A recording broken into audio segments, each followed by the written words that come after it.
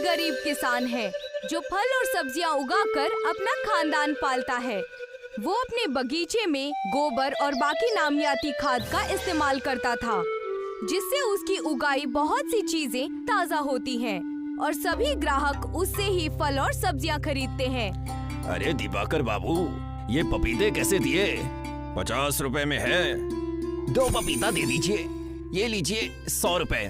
दिवाकर के पास ग्राहकों की कमी नहीं है, पर उसी के बगल में ठेला लगाए बैठे भैरव के पास दिन में 1-2 ग्राहक ही आते हैं, क्योंकि भैरव फल और सब्जियां उगाने के लिए रासायनिक खाद का इस्तेमाल करता है, जिससे उसकी उगाई चीजें अच्छी नहीं होती और उसकी आमदनी भी कम होती है और इसी वजह से वो दिवाकर से जलता है।